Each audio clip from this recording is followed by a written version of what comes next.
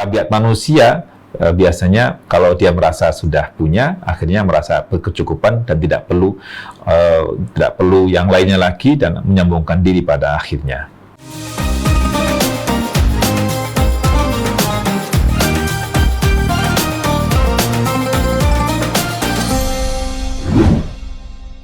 Meskipun dijelaskan di sini bahwa lam di sini al-insan, lamnya ini bermakna istighraq, tapi hanya urf, berdasarkan urf, secara kebiasaan ini seluruh manusia, tetapi maksudnya secara kebiasaan bukan totalitas semua manusia. Maknanya adalah aghlabun nasi fi dzalikaz zaman, adalah mayoritas manusia pada masa itu, illa man asamahu khuluquhu au dinuhu, kecuali orang-orang yang akhlaknya itu menjaga dirinya dari melakukan kejahatan berupa melampaui batas dan kesombongan tadi itu, atau agamanya yang kemudian menjaga dirinya dari melakukan dosa tersebut.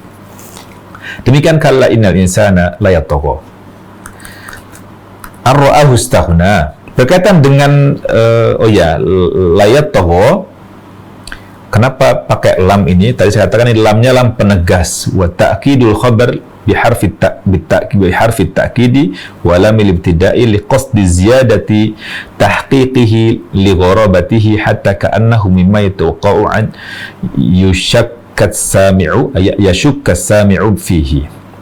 Jadi di sini diberi lam penegas ini untuk maksud menambah kepastian akan adanya hal ini pada manusia, tapi di sisi yang lainnya juga menunjukkan betapa anehnya manusia sampai terjerumus ke dosa besar ini. Artinya ini mimma yutawaqqa'u ay yashukka as-sami'u fihi, sampai orang yang mendengar tentang hal itu, manusia melampaui batas dan berbuat dosa dan sebagainya, ini agak meragukan juga, enggak nyangka lah, dalam bahasa kita nggak nyangka kalau ternyata manusia itu bisa melakukan dosa itu. Kan manusia makhluk yang lemah, nggak punya apa-apa, terus kemudian menyambungkan diri, merasa hebat, merasa sakti, kan gitu. Baik. Tughyan tadi, tagha at-ta'adzum wal kibr, merasa membanggakan diri dan menyombongkan diri. Demikian Syekh Ibnu Ashur menjelaskan tentang makna kalla innal insana la yatagha. Tentang Abu Jahal tadi, Imam Al-Bukhari meriwayatkan dalam Sahih Al-Bukhari dari Ikrimah, ia mengatakan qala Ibnu Abbasin, berkatalah Ibnu Abbas radhiyallahu anhuma, qala Abu Jahal berkata, la in ra'aitu Muhammadan yusalli 'indal Ka'bati la ata'anna 'ala unuqihi. Kalau aku lihat Muhammad sallallahu alaihi wasallam, ini kata-kata Abu Jahal mengatakan, kalau aku lihat Muhammad salat di depan Ka'bah, pasti aku akan injek tengkuknya ini. Aku akan injek kepalanya lah, untuk bahasa kita, injek tengkuknya. Fabalaghun Nabi sallallahu alaihi wasallam faqala, maka berita itu pun sampai kepada Nabi sallallahu alaihi wasallam. Nabi pun bersabda, lau fa'alahu la akhadathul malaikah. Kalau sekiranya Abu Jahal itu melakukan perbuatan tersebut, menginjak kepala Nabi, menginjak punggung Nabi sallallahu alaihi wasallam, maka malaikat akan mengambilnya. Malaikat akan bertindak terhadap Abu Jahal ini. Baik. Atau di hadis yang lain, suatu ketika Abu Jahal ingin di satu sisi katanya akan menginjak kepala Nabi SAW atau punggung Nabi SAW. Yang lainnya dia akan lempari pakai tanah, atau menaburi Nabi pakai tanah, atau bahkan mungkin menguburkan Nabi sallallahu alaihi wasallam gitu. Qala fa'ata Rasulullah sallallahu alaihi wasallam wa huwa yusalli. Maka Abu Jahal pun akhirnya mendatangi Rasulullah sallallahu alaihi wasallam ketika beliau sallallahu alaihi wasallam sedang melaksanakan salat. Za'ama la ta'ala raqabatihi. Tapi dia bertekad mengklaim akan menginjak Nabi sallallahu alaihi wasallam. Tapi ternyata Nabi sallallahu alaihi wasallam dijaga oleh Allah Subhanahu wa taala, maka pada akhirnya dikatakan kepada Abu Jahal itu, faqala, dia mengatakan, Abu Jahal mengatakan, inna baini wa bainahu la khandaqan min nar. Di antara aku dengan Muhammad itu ada khandaq, ada parit yang di dalamnya ada apinya. Wa haulan wa ajnihatan, ada ya pokoknya gejolak yang sangat luar biasa dan ya, dijaga gitu. Faqala Rasulullah SAW, maka Nabi SAW mengomentari apa yang dikatakan oleh Abu Jahal ini, laudana minni lahtatafathul malaikah udwan udwa. Sekiranya Abu Jahal itu mendekat kepadaku, pasti malaikat akan mengambilnya, apa sih bahasa kita, meretelin lah, diambil secara disambar. Malaikat akan menyambarnya anggota badan demi anggota badan yang ada pada Abu Jahal ini. Baik. Meskipun ini dalam konteks Abu Jahal, tentunya hendaknya kita ingat, jika perilaku ini ada pada diri kita, maka berarti ini perbuatan Abu Jahal yang sifatnya ada pada diri kita. Semoga Allah jaga kita semua dari perbuatan ini. Amin ya rabbal alamin.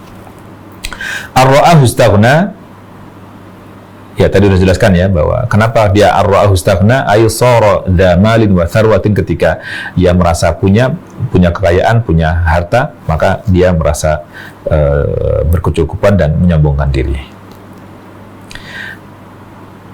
Al-istighna'u syiddatul ghina. Dia maksud dengan istaghna, ar-ra'ahu istaghna. Istaghna itu dia punya kekayaan yang sangat banyak kekayaannya. Ya. Ini makna istighna.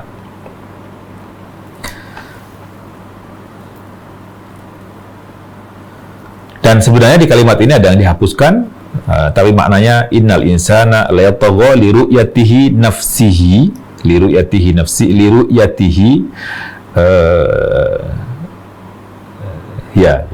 atau li ru'yatihi nafsahu mustaghniyan. Jadi manusia ngelihat dirinya mustaghniyan, berkecukupan, akhirnya dia melampaui batas, gitu ya. La yatagha li ru'yatihi nafsahu mustaghniyan, melihat dirinya berkecukupan, akhirnya dia menyombongkan diri,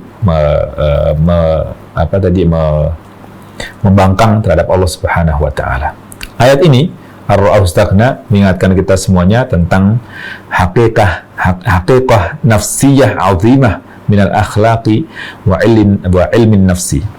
Syekh Ibnu Ashur mengingatkan kita semuanya pada ayat ini ada fakta tentang diri kita, ya, kejiwaan kita yang sangat besar ini, ada akhlak yang perlu dijaga benar, yang jika tidak maka akan membuat kita lupa dan menyombongkan diri, bahkan menyombongkan diri kepada Allah Subhanahu wa taala. Di sini juga ada pelajaran penting tentang ilmu nafs, ilmu tentang kejiwaan kita, tentang psikologi dan sebagainya.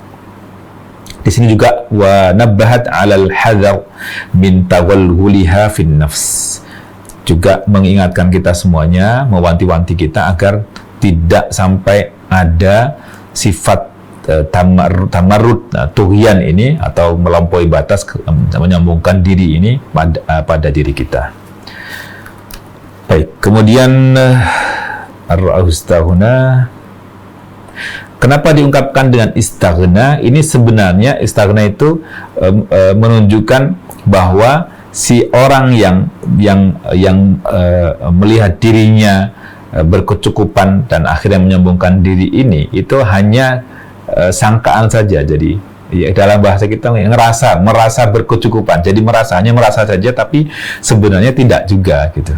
Jadi enggak juga, karena kalau mau dilihat, semua yang dimilikinya berasal dari Allah Subhanahu wa taala. Kalau udah hilang, maka kehilangan segalanya. Kalau Allah ambil, maka dia nggak punya lagi. Gitu. Dan diingatkan oleh Syekh Shinqiti, li'anna haqiqatal mali, yang dikumpulkan manusia itu kan antara mal, kekayaan, atau apa yang dimakan, kan gitu.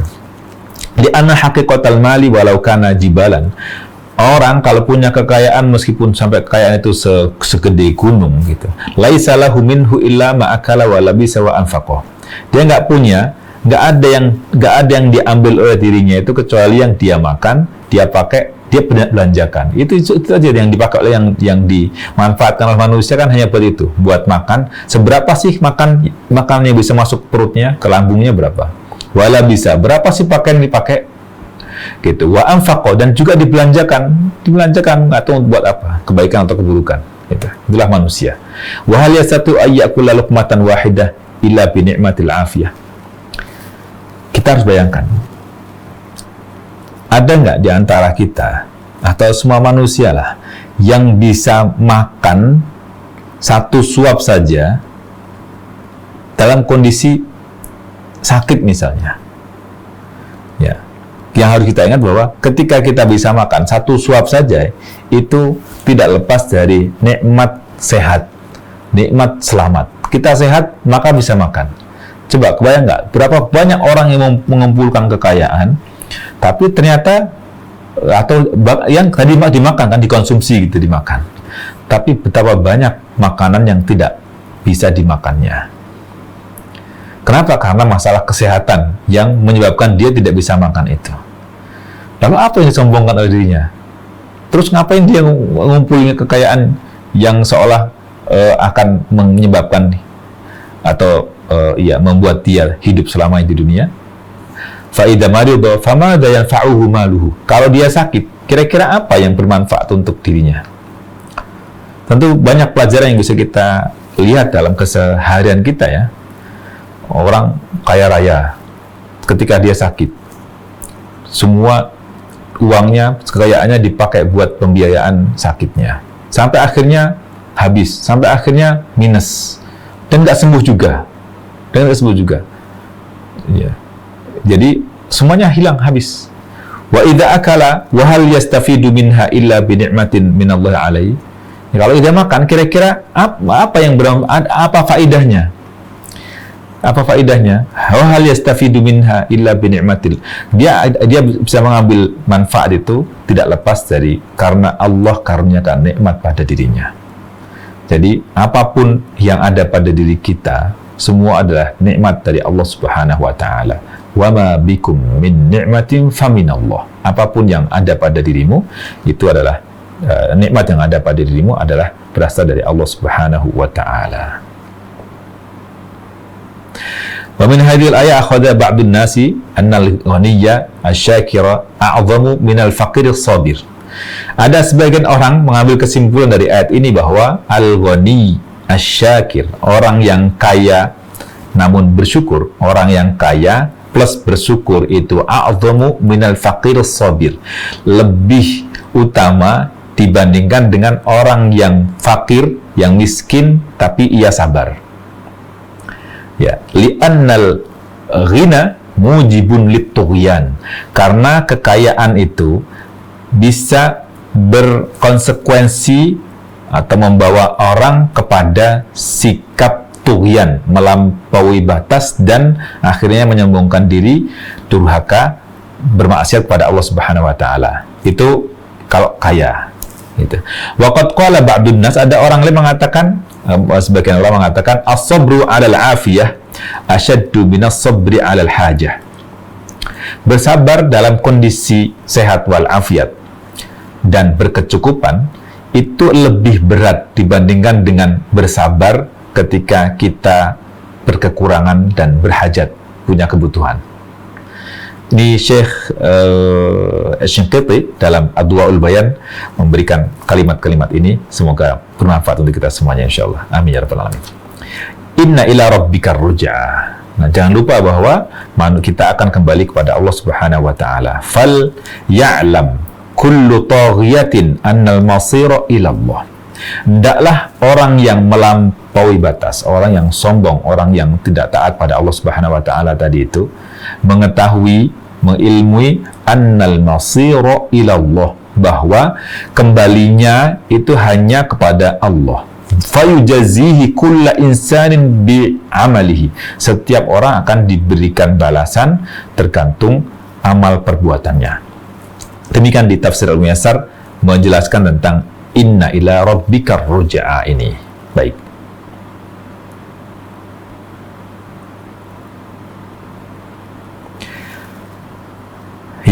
Manusia karena kebodohannya dia ngelihat dirinya sebagai manusia yang berkecukupan. Wa nasiya anna ila rabbihir ruj'ah. Dia lupa bahwa ia akan kembali kepada Tuhannya. Walam yakhaf al jaza. Dia nggak takut nanti akan diberi ganjaran seperti apa. Bal rubbama wasalat bihil hal annahu yatrukul huda bi nafsihi. Akhirnya dia meninggalkan petunjuk Allah Subhanahu wa taala. Bahkan bukan hanya itu aja, ngajakin orang untuk meninggalkan petunjuk Allah Subhanahu wa taala. Jadi bukan hanya sekedar dia meninggalkan petunjuk Allah, tapi ngajakin orang untuk meninggalkan petunjuk Allah Subhanahu wa taala. Berapa banyak orang yang punya perilaku seperti ini? Dia sudah sesat, dia sudah bodoh, tapi kemudian ngajakin orang untuk melakukan kesesatan itu. Fayanha 'anil salati allati hiya afdal a'mal al-iman. Jadi bahkan nanti pada akhirnya ara'aital ladzi yanha 'abdan idza shalla, dia melarang orang melakukan salat, padahal sesungguhnya inilah sebaik-baik amal sebagai hamba yang beriman. Jadi inna ila rabbikar ruj'a ini mengandung tahdid wa wa'id li hadzal taghi, sebagai ancaman ancaman dan juga peringatan untuk orang yang melampaui batas. Inna ila rabbikar ruj'a. Ar-ruj'a itu adalah, yang sedang belajar bahasa Arab, ar-ruj'a itu masdar, kata nomina dari kata roja'a. Roja'a yarji'u artinya kembali. Ar-ruju'. Jadi ar-ruj'a itu masdar dari kata roja'a. Jadi roja'a ada bisa ruju'an, kita sering dengar kata ruju', wa marji'an, wa ruj'a. Jadi ruji'an. Jadi ruj'a dengan dhammah ra-nya itu adalah kata nomina dari roja'a. Jadi ruj'a. Baik. Lalu disebutkan inna ila rabbikar ruj'a. Inna ar-ruj'a ila rabbika. Ini kalimat, susunan kalimatnya unik. Jadi kalimatnya kan setelah inna itu harusnya ar-ruj'a. Lalu baru kemudian ila rabbika. Kenapa demikian? Kenapa dimajukan kata yang di belakang, kenapa maju ke depan? Ini lilihtimam bidzalik, untuk memberikan perhatian khusus dan perhatian yang besar terhadap ar-ruj'a, kembalinya kita kepada Allah Subhanahu wa taala. Hanya kembali, sesungguhnya manusia ini hanya kembali kepada Allah. Ini ila rabbika, maju juga menunjukkan bahwa kembalinya tidak kepada siapa-siapa. Orang meninggal dunia, dimanapun dia mati, itu kembali kepada Allah Subhanahu wa ta'ala.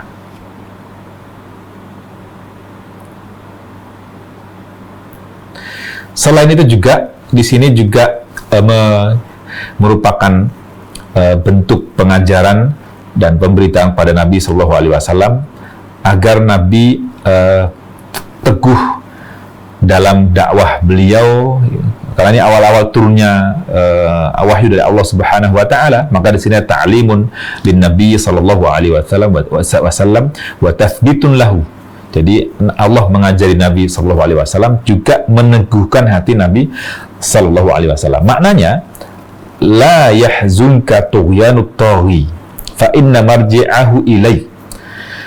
Janganlah kedurhakaan dan melampaui batasnya, kesombongan orang-orang yang melampaui batas itu membuatmu bersedih. Kenapa? Fa inna marji'ahu ilai. Karena kembalinya dia itu hanya kepadaku, kata Allah Subhanahu wa taala. Jadi inna ila rabbikar ruj'a, maknanya begitu ya. Wa marji'ut taghi ilal azab. Dan kembalinya seorang yang melakukan perbuatan dosa tadi itu, tughyan tadi itu, adalah kepada azab Allah Subhanahu wa taala. Dan kita jumpai di surah An-Naba ayat 21-22, inna jahannama kanat mirsada lit-taghina ma'aba. Jahannam itu jadi tempat untuk orang kafir itu, orang yang taghin, lit-taghina ma'aba, sebagai tempat kembalinya at-taghin, orang yang melampaui batas, orang yang melakukan dosa-dosa tadi itu. Wa hiya mau'idatun lit-taghi bi anna ghinahu la yadfa'u anhul maut.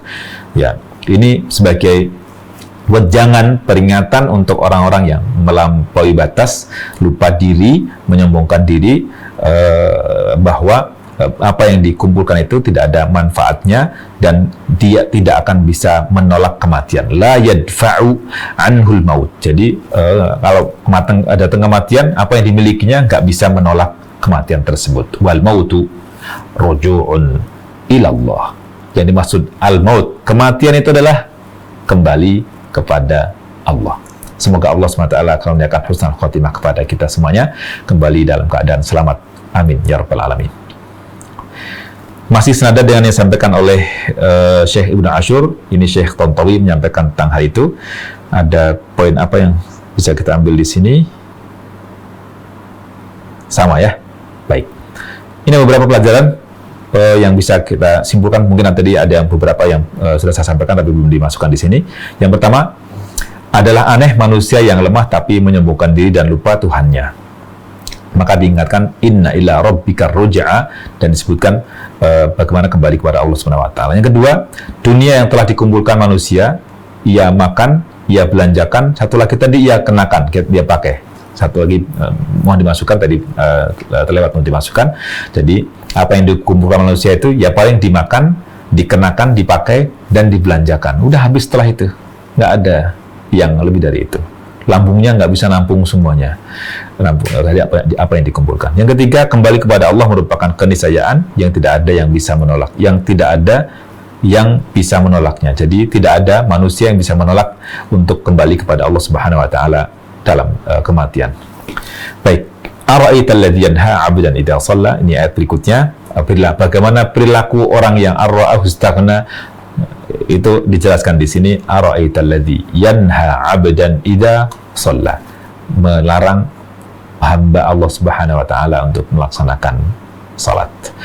Karena waktu mungkin sampai di sini dulu 3 ayat ini yang kita bisa bahas. Insya Allah kita lanjutkan dengan ayat-ayat berikutnya. Mohon maaf atas segala kekurangannya dan semoga akhwati semuanya bisa mengambil pelajaran yang lebih banyak lagi, bisa menimbulkan banyak hal dan bisa diamalkan dalam keseharian, hal-hal positif yang harusnya bisa kita lakukan dan juga meninggalkan hal-hal negatif yang tidak selayaknya kita lakukan. Mohon maaf atas segala kekurangannya. Wassalamualaikum warahmatullahi wabarakatuh.